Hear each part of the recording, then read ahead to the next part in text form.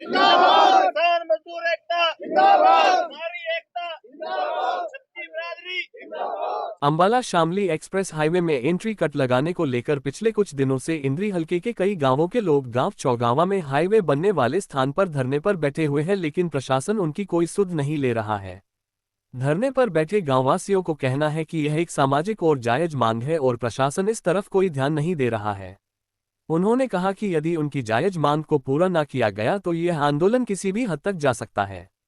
इस बारे में जानकारी देते हुए धरने पर बैठे राजेंद्र कुमार, किसान यूनियन के हलका प्रधान मंजीत लालर व पूर्व ब्लॉक समिति चेयरमैन साहब सिंह ने बताया कि इंद्री हलके के कई गांवों के बीच में से होता हुआ यह अंबाला शामली एक्सप्रेस हाईवे है, जिसमें एंट्री कट न लगाए जाने को लेकर लोगों में रोष बना हुआ है। हम सब एंट्री कट लगाए जाने को लेकर पिछले कई महीनों से प्रयासरत है।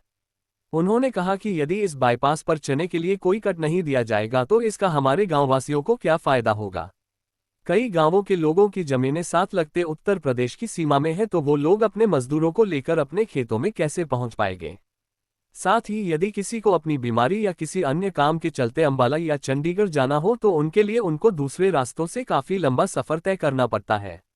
यदि चंद्राव, चौगावा या साथ लगते किसी भी गांव में एंट्री कट दे दिया जाता है तो ही इसका लाभ हल्कावासियों को मिल सकेगा। मेरा नाम राजेंद्र कुमार है जी।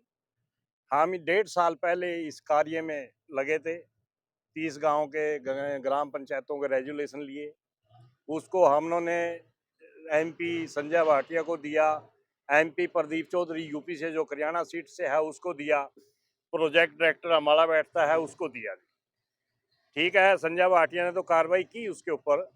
17 जनवरी 2023 को उन्होंने उसको आगे NHAI को, गडकरी साहब को रिकमेंड किया, एक प्रोजेक्ट डायरेक्टर को रिकमेंड किया। लेकिन उसके बाद हमारी दूसरी समस्याओं के कारण फिर हम इसको ये लंबित रखना पड़ा, क्योंकि आपको पता है भी पहले यहाँ पे भी एजिटेशन हुआ था ना, तो उस समय हमारी दूसरी मांगे थी, जमीन की कोस्ट के बारे में थी, कुछ नंबर रह गए थे उनके बारे में थी।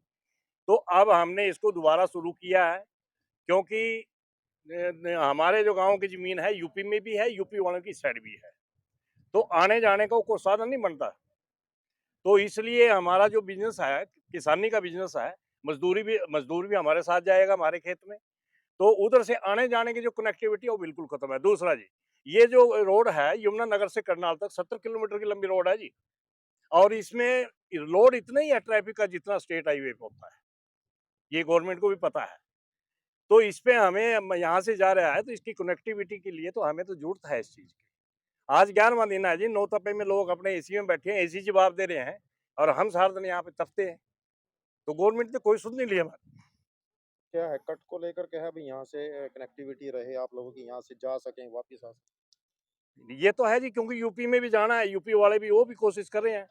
राकेश टिकैत को लेके भी 300 आदमी गडकरी को मिले थे, तो उन्होंने आश्वासन दिया भी हम आपको चढ़ने उतरने का रास्ता देंगे। उधर से तो चढ़ने उतरने का रास्ता दे दिया, अगर इधर चढ़ने उतरने का रास्ता नहीं है, वो चढ़ के कहाँ उतरेंगे और हम चढ़ के कहाँ उतरेंगे। अपनी जमीन में जाना है, तो आप बताओ इसके बारे में। तो क्या है अभी जो है NH1 वाले हैं जो ये इस हाईवे को उन्होंने कोई रास्ता दिया है? ऐसा है 20 तारीख को यहाँ पे जाम लगाया था जी काम का, ठीक है जी। तो शाम को 5 बजे NHAI के जो ऑफिसर थे और कंपनी के थे, जिस कंपनी ने ठेका लिया, वो यहाँ पे आए थे। वो कहने लगे हमें 5 गाँव की सहमति दो, भी ये पॉइंट यहीं पे ही चाहिए। तो हमने के साथ 5 सरपंचों के रेजुलेशन उनको दे दिए थे। तो अगले दिन फिर वो 10 बजे आए, वो कहने लगे भी काम तो शुरू होने दो। मैं लगा हमें कुछ आश्वासन तो दो। तो उन्होंने फिर अपने NHAI का तो लेटर पैड था नहीं उसके पास यहाँ, तो कंपनी के लेटर पैड पे उसने NHAI ने का इसको कंपनी को 15 दिन के अंदर अंदर ड्राइंग बनाने के लिए आदेश दिए थे। तो उस आश्वासन से हमने काम उनका शुरू करा दिया था, लेकिन धरना हमारा जारी रहेगा।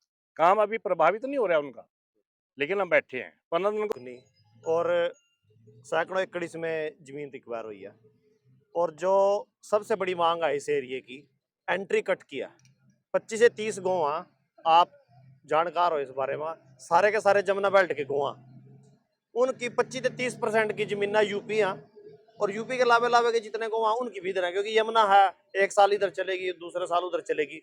तो उन जमीनों में अपनी फसलों में किसान ना मजदूर ना जाने वास्ता, करनाल ना टापू ना यमुना नगर ना दाएं बाएं धक्के खाने पड़ा, जिस पर्पज वास्ता एरिया की जमीन रिक्वायर करी। अगर यहीं के लोकल एरिया मैं कहूँगा पूरे करनाल जिले के आसपास क्यों ना उसका कुछ फायदा नहीं हुआ है, तो उसका फायदा क्या है। तो कट के बारे में हमारे अंकल जी ने बताया, पिछले 1.5 साल से जो कागजी कार्रवाई थी वो इन्होंने कर ली, और लास्ट में जो मौजूदा सरकार 10 साल से हम देखते रहे, जो लास्ट का हथियार है हमारा धरना प्रदर्शन है। और 20 मई से आप देख सकते हो ये धरना चल रहा है, और 2 दिन हमने इनका पूरा काम बंद कर रखा। कुछ लिखित आश्वासन हमारे पास आया था, उस पर इनका काम स्टार्ट करवा दिया, और 14 से 15 दिन का इन्होंने टाइम मांगा था। 4-5 तारीख को वो टाइम पूरा होगा। आपके चैनल के माध्यम से पूरी जनता को अपील करना चाहेंगे कि ये धरना खाली किसानों का नहीं है, ये पूरे आम जन का, पूरे सामाजिक मुद्दा है। जमीनों का तो मैटर है ही। या दूसरा एक और मैं आपको बता देना चाहता हूँ, जो हमारी मेडिकल लाइन है चंडीगढ़ पीजीआई है, इस एरिया का अगर भगवान ना करे कोई इमरजेंसी रात को पड़ गई, पीजीआई लेकर जाना पड़ गया, 2 घंटे में तो यहाँ से शाहबाद पीपड़ी कुरुक्षेत्र तक पहुंचे हम। उसके बाद 2 घंटे में कुरुक्षेत्र से चंडीगढ़ पहुंचेंगे। अगर यहाँ कट मिल जाए साहिब के ऊपर, मात्र 1 से 1.5 घंटे में हम अपना इलाज कम खर्चे पर और अपने मरीज की जान बचा सकें। तो बहुत सामाजिक मुद्दे हैं।